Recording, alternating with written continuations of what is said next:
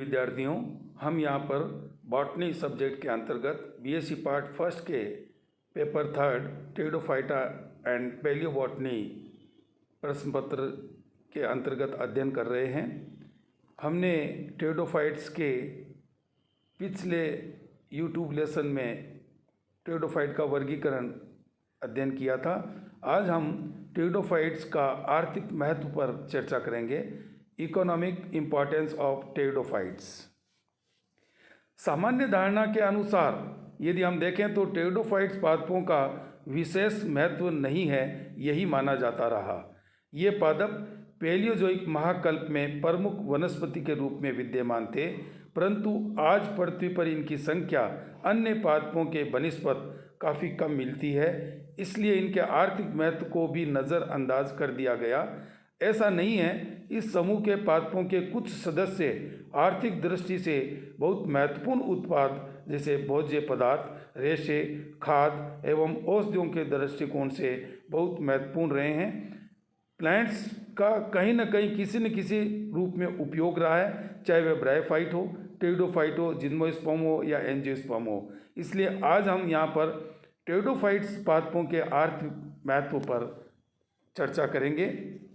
Pteridophytes के आर्थिक महत्व की बात करें तो यहाँ पर टेरिडोफाइट्स को हम निम्न रूप में जो है वो अपने दैनिक जीवन में प्रयुक्त करते हैं। भोजन के रूप में as a source of food, चारे के रूप में as a source of fodder food, as a medicine, सजावटी पादपों के रूप में एज ऑर्नामेंटल प्लांट्स, जैव खाद के रूप में एज बायो फर्टिलाइजर, रेशे, क्राफ्ट वस्तु एवं पैकिंग पदार्थ के रूप में as fibre, craft items and packing materials के रूप में प्रयुक्त करते हैं। कोल निर्माण एवं तेल अन्वेषण, कोल फॉर्मेशन एंड ऑयल एक्सप्लोरेशन में भी टेरिडोफाइट्स का उपयोग होता है। खरपतवार के रूप में एज ए वीड और अन्य प्रोडक्ट के रूप में टेरिडोफाइट्स को हम जो है वो प्रयुक्त करते हैं। ये उपयोग भिन्न भिन्न क्षेत्रों तक सीमित हो सकता है। कुछ जो आदिवासी ट्राइबल्स एरिया है वहाँ पर ये यूज़ हो सकता है। सामान्य जीवन में हम टेरिडोफाइट्स का जो आर्थिक महत्व है उसको बिंदुवार अध्ययन कर रहे हैं।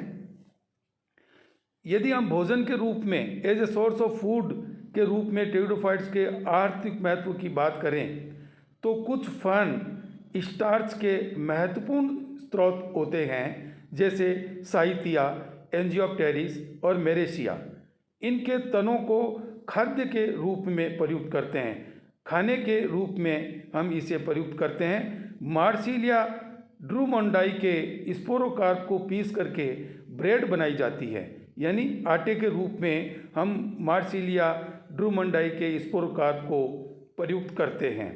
टेरिडियम के भूमिगत प्रकंद तथा पत्तियों को विश्व के कुछ क्षेत्रों में आदिवासी लोगों द्वारा भोजन की कमी के समय फेमिन फूड के रूप में खाया जाता है। भोजन के रूप में प्रयुक्त की जाने वाली अन्य टेरिडोफाइट्स की जो जातियां हैं उनमें बोट्रिकियम टर्नेटम, इक्विसिटम आर्वेंस, नेफ्रोलेपिस बाइसिरेटा, ओफियोग्लोसम रेटिकुलेटम तथा एथाइरियम फिलिक्स फोमिना महत्वपूर्ण जातियां हैं जिनको हम भोजन के रूप में प्रयुक्त करते हैं।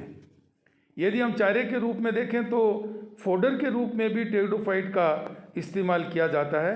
कुछ टेरिडोफाइट को यदा कदा चारे के रूप में भी प्रयुक्त किया जाता है, जैसे एजोला पिन्नेटा को पशुओं के चारे तथा मुर्गियों के खाद फीड के रूप में प्रयुक्त करते हैं। टेरिडियम इक्विलाइनम के प्रकंद एवं परपण को, फ्रॉन्ड को पशुओं, केटल्स और पिग्स के चारे के रूप में इनको खिलाया जाता है। आइसोइटिस के कॉर्म, बतख व अन्य जलीय जंतु भोजन के रूप में प्रयुक्त करते हैं। यदि हम औषधीय उपयोग देखें तो टेरिडोफाइट्स के बहुत सारे औषधीय उपयोग भी हैं। अनेक टेरिडोफाइट का औषधीय महत्व है जो विभिन्न रोगों के उपचार में लाभकारी हैं। ये सीधे या इनके डिकॉक्शन यानी इसका जो क्वाथ है उसको हम यहाँ पर प्रयुक्त करते हैं। इनके लगभग सभी पादप भाग यथा जड़, तना एवं पर्णों को उपचार में प्रयुक्त किया जाता है। सिलेजिनेला ब्रायोप्टेरिस का उपयोग मूत्रवर्धक एवं सुजाक, गोनोरिया के उपचार में किया जाता है। लाइकोपोडियम क्लेवेटम का काढ़ा डिकॉक्शन बनाकर गठिया, फुफ्फुस तथा गुर्दे के रोगों में उपचार में प्रयुक्त किया जाता है।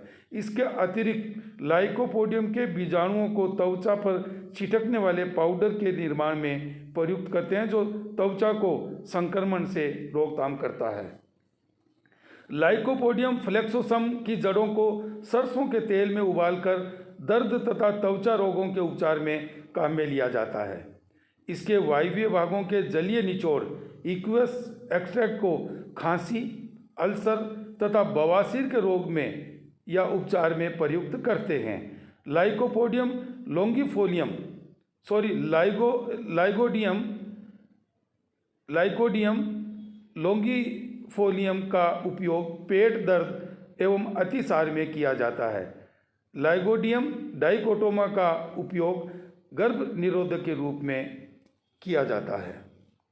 इक्विसिटम डिबाइल का उपयोग सुजाक तथा गठिया के रोग में तथा इक्विसिटम अर्वेंस का उपयोग मूत्रवर्धक, डायबिटीज तथा हड्डी के कैंसर व मत्स्य के उपचार में किया जाता है।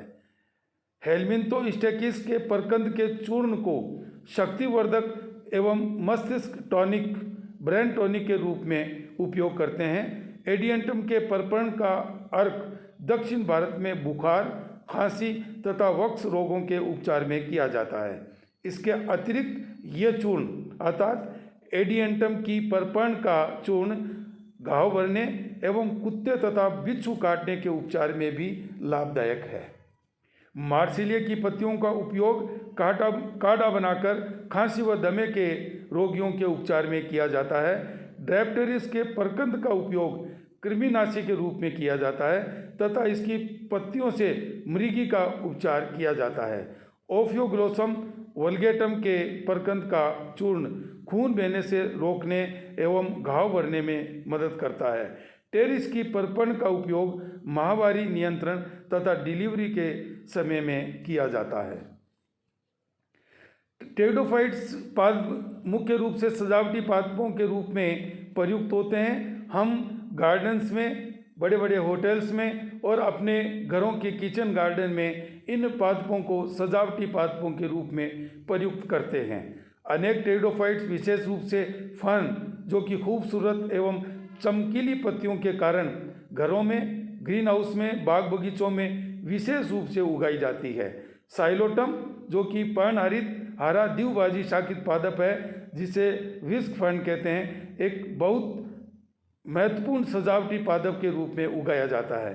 अनेक खूबसूरत फर्न जैसे एडियंटम क्यूनिएटम, एडियंटम टेरेनम, एंजियोप्टेरिस, मेरेसिया, नेफ्रोलेपिस आदि को गमलों में उगा करके सजावट के रूप में काम में लिया जाता है। कुछ वृक्ष फर्न जैसे साइथिया का उद्यानों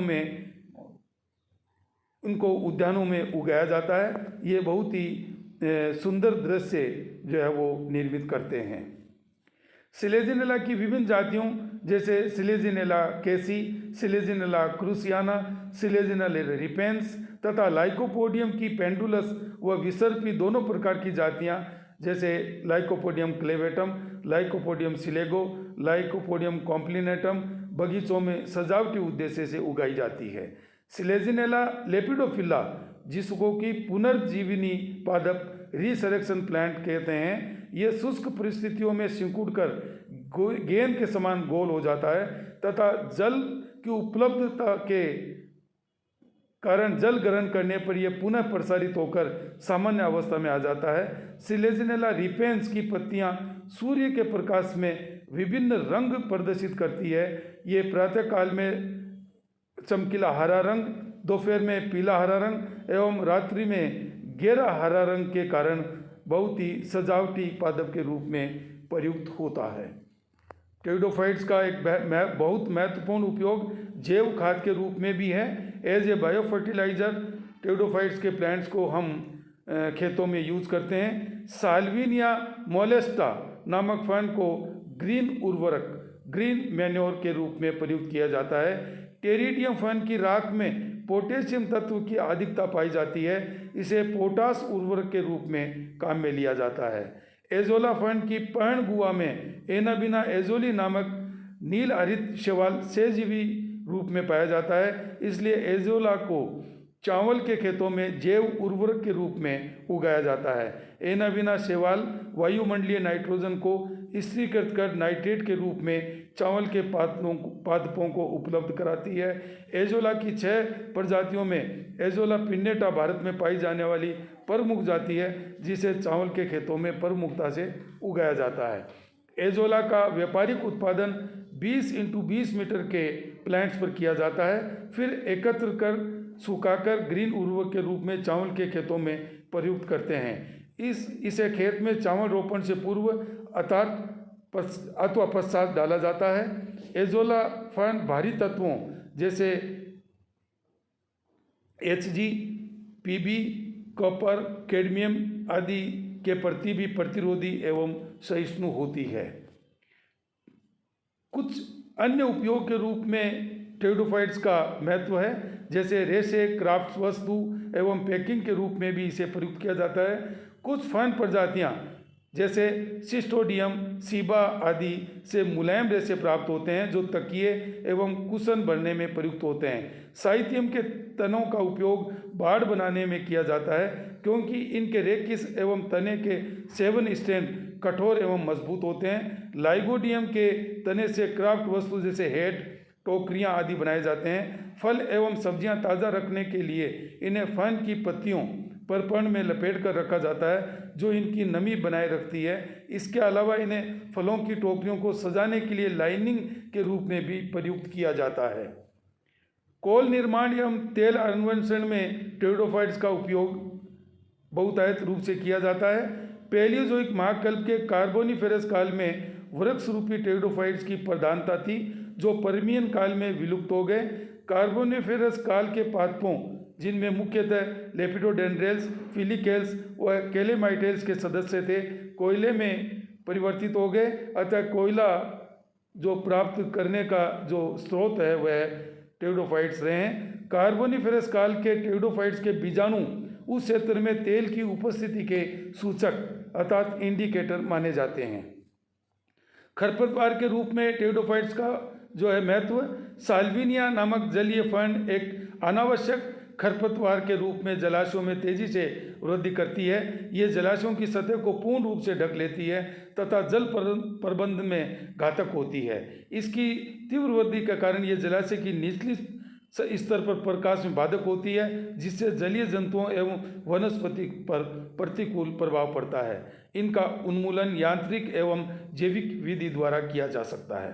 टेरिडियम, स्पिरोस्टेफन, नेफ्रोलेफिस आदि स्थलीय फर्न खरपतवार हैं, जो विषुपी प्रकंद के कारण तेजी से फैलती है।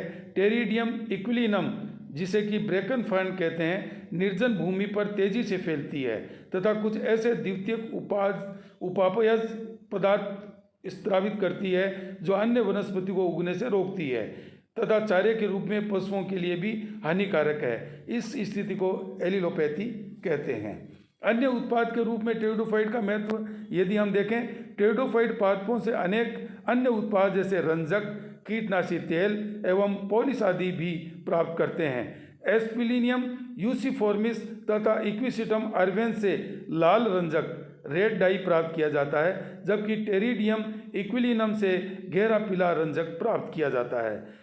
नेफ्रोलेपिस हिर्सुटुआ कीटनाशी के रूप में प्रयुक्त होता है। साल्विनिया मोलेस्टक से कागज तथा बायोगैस का निर्माण किया जाता है। इक्विसिटम की राख का उपयोग बर्तन चमकाने के पॉलिश के रूप में किया जाता है। सिलिका की उपस्थिति अधिक होने के कारण इसे स्कोरिंग रसेज भी कहते हैं। इक्विसिटम हाइमेली का उपयोग लकड़ी का फर्नीचर, कैबिनेट आदि पर पॉलिश करने में किया जाता है।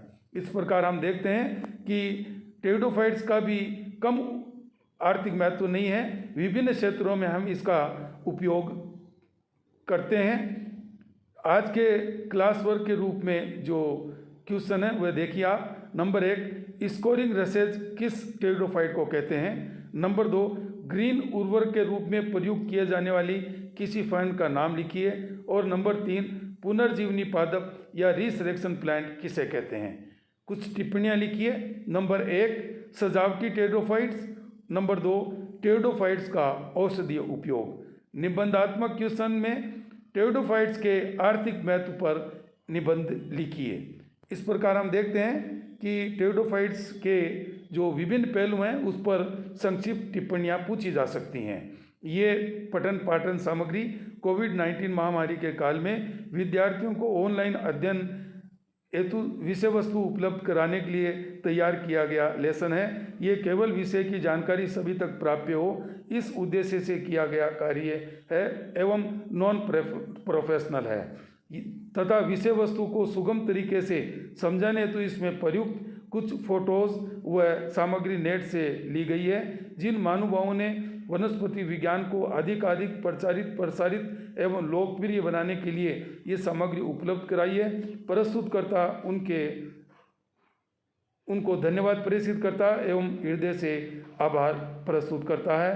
हम इसी माध्यम से फिर मिलेंगे टेरिडोफाइट्स के किसी नए टॉपिक पर अध्ययन करने के लिए। धन्यवाद।